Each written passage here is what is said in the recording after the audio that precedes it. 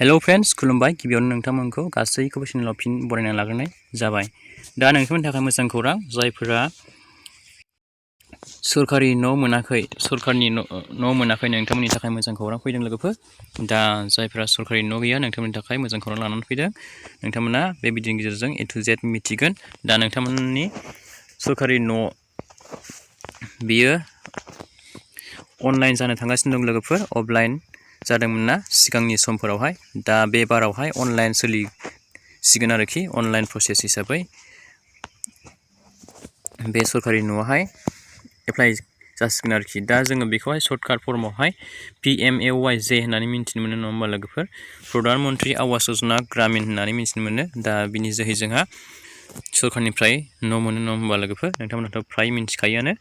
दा आं बिनि A to Z डिटेल्स मिथिहरगोन नोंथांमोनजों डिसकास खालामगोन लोगोफोर। दा नोंथांमोना माबोरैहाय अनलाइन एप्लाइ खालामनांगौ, दा अनलाइन एप्लाइआहाय माब्लानिफ्राय जादों बेखौ आं गासैबो खिन्थाहरगोन। दा नोंथांमोनहा भिडिअखौ स्किप खालामालासिनो नायलांबाय थाबानो जाबाय। जायफोरा भिडिअखौ स्किप खालामना नायगोन नोंथांमोना ससेयाव आन्दायहैगोन आरोखि, बेनिखायनो नोंथांमोना भिडिअखौ नायलांजोब अब्लासो बुजिगोन।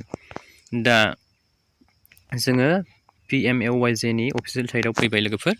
दा बेयाव फैनानै नोंथांमोना मा खालामनांगोन, बे सरकारि न'खौ एप्लाइ खालामनो थाखाय नोंथांमोना माखासे खामानि मावनांगोन आरोखि। नोंथांमोना न'आव थानानै माबोरैहाय मबाइल फननि गेजेरजोंहाय एप्लाइ खालामनानै लानो हायो आं फारि फारि डिटेल्सखौहाय खिन्थाहरबाय थागोन, नोंथांमोना भिडिअखौल' नायलांबाय थाबानो जाबाय। दा जोंनि खामानि मावनांगौआनो जाबाय लोगोफोर, नोंथांमोना नैबे मबाइलाव गुगोल क्रोम ब्राउजाराव नोंथांमोना PMAY-G खौहाय सार्च खालामनानै लाबानो जाबाय। दा बेबायदि अफिसियेल साइट फैगोन, ओमफ्राय नोंथांमोना बेखौहाय डेस्कटप मोडआवहाय होनानै ला आरोखि। डेस्कटप मोडआव होनानै लायाब्ला नोंथांमोनाव मोनसे जिनिसाहाय नुजानाय नङा, नैबे जिनिसाहाय नुजानाय नङा आरोखि डेस्कटप साइटआव होआबा, आवास प्लास 2024 सार्भे। दा नोंथांमोना जोङो अफिसियेल साइट नटिफिकेसनखौ नायग्रोनि लोगोफोर। दा मा नटिस ओंखारना फैदों, दा सर्ट नटिस ओंखारना फैखादों जोंहा। नटिसखौ नायोब्ला जोङो नैबेयावहाय गाहायथाराव बोखानानै सार्कुलार नुदोंना नोंथांमोना मोनसे, बेनि अपसन नैबे थारिखखौ नायबानो जाबाय। 27/12/2024 आवहाय रिलिज खालामदों। ओमफ्राय बेखौ नैबेयावहाय खेबसे क्लिक खालामना होदो आरोखि। बेवहाय क्लिक खालामनाय लोगो लोगो बे मोनसे नटिस मोनगोन जोङो बेवहाय। दा बेखौ नायबानो जाबाय आरोखि, नोंथांमोना नायना लादो। नैबेयावहाय नै मोनसे नटिस फैखादों। दा नोंथांमोननि अनलाइन एप्लाइआहाय मालानिफ्राय स्टार्ट जागोन बेखौहाय आङो खिन्थाहरनो सानदों। दा नोंथांमोननि अनलाइन एप्लाइआहाय जोंहा अनलाइन एप्लाइहाय स्टार्ट जाबाय लोगोफोर। दा जोंहा 27 डिसेम्बरनिफ्रायनो स्टार्ट जादों अनलाइन एप्लाइआहाय। बेनिफ्राय जोंहा 2025 मायथाइ मार्च दानसिम थागोन आरोखि। लास्ट मार्चसिम नोंथांमोना एप्लाइ खालामनो हागोन, अनलाइन एप्लाइ न'आव थानानैनो नोंथांमोना एप्लाइ खालामनो। दा बे सरकारि न'खौहाय एप्लाइ खालामनो थाखाय नोंथांमोना माखासे खामानि मावनांगोन। दा नोंथांमोना मा खालामनांगोन, नोंथांमोना मबाइल फनावहाय माखासे एप्लिकेसन एप डाउनलड खालामनांगोन, ओमफ्राय मबाइल फननि गेजेरजोंनो नोंथांमोना एप्लाइ खालामना लानांगोन आरोखि। दा नोंथांमोना नैबे आवास प्लास 24 सार्भेयावहाय खेबसे क्लिक खालामना होबानो जाबाय। बेवहाय आं दा बेवहाय खेबसे क्लिक खालामसै।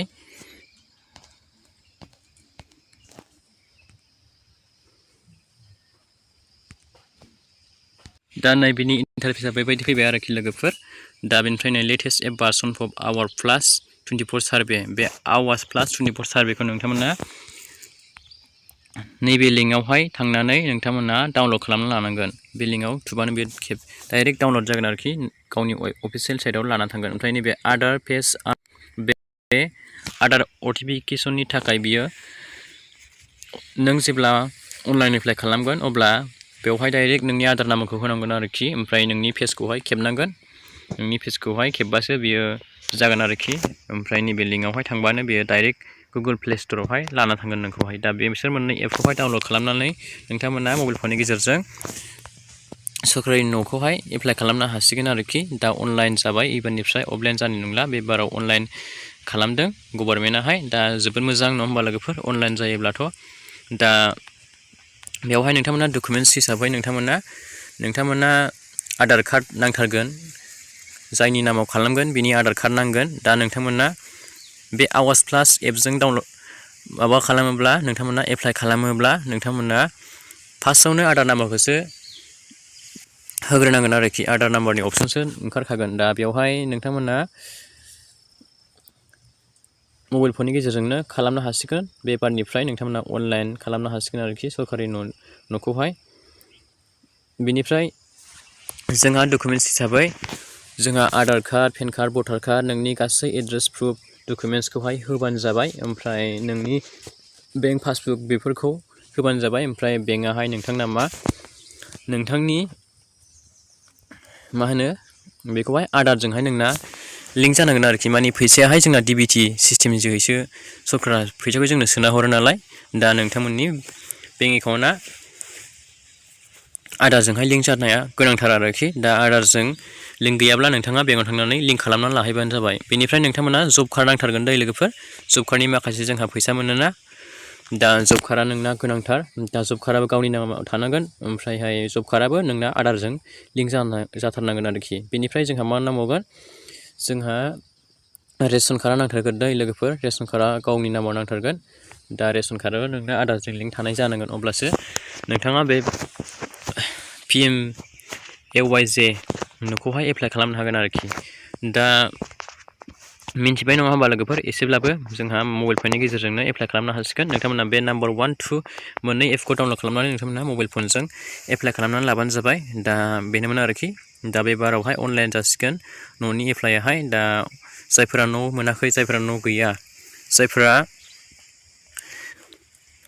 फाक्कानि न' गैया, खासानि न' दं, नोंथांमोना एप्लाइ खालामनानै लाबानो जाबाय। जायफोरा न' मोनाखै, आइडि फैयाखै। दा नोंथांमोनाथ' मिन्थिखायो बयबो गोबाङानो फ्राय। दा नोंथांमोनहा एप्लाइ खालामनो थाखाय नोंथांमोना गावनि मबाइल फननि गेजेरजोंनो एप्लाइ खालामनानै लानो हासिगोन आरोखि। दा नोंथांमोना एप्लाइ खालामनाय समाव मा खालामबावनांगोन, नोंथांमोना खासानि न'खौहाय खेबनानै फट' खालामनानै नोंथांमोना हरबानो जाबाय आरोखि। फट'खौ नोंथांमोना माबायदि खेबनांगोन, एसे न' गाज्रिफोरखौहाय खेबबानो जाबाय आरोखि। न'खौहाय एक्सट्रा खेबदो। ओमफ्राय नोङो मानसि थाफानानै मोनसे खेबबानो जाबाय। न' गोजामखौहाय बायला जिला न'खौ खेबनानै होबानो जाबाय। नोंथांमोना मोजां न'खौ खेबना हरबाथ' बहा मोननो नङा होमबा लोगोफोर? नोंथांमोना बयनो गोदान न'खौ खेबनानै हरोब्लाथ' मोनखानाय नङा, बेखौ नोंथांमोना मिन्थिखागौ। गैला आरो नों बेखौ जुदि हरोब्ला, गोदान न'खौ खेबना हरोब्ला, बेनिखायनो नोंथांमोना गोजाम गाज्रि न'खौहाय खेबना हरबानो जाबाय आरोखि। फटक साफायनानै नोंथांमोना। ओमफ्रायहाय नोंनि फट'खौबो एक्सट्रा साफायनानै हरबानो जाबाय आरोखि अनलाइन एप्लाइ खालामनाय समावहाय। दा नोंथांमोना बे बारनिफ्राय PM आवास यजना ग्रामिन न'खौहाय नोंथांमोना अनलाइन एप्लाइ खालामनो हासिगोन आरोखि मबाइल फननि गेजेरजोंनो। दा नोंथांमोना बे भिडिअनि गेजेरजों A to Z डिटेल्सखौ मिन्थिबाय, आं खिन्थाहरजोब्बाय। आं जा मिन्थिगौ बेखौहाय नोंथांमोनजों शेयारिं खालामबाय। दा नोंथांमोना बुजिबायब्ला एप्लाइ खालामनानै लाबानो जाबाय।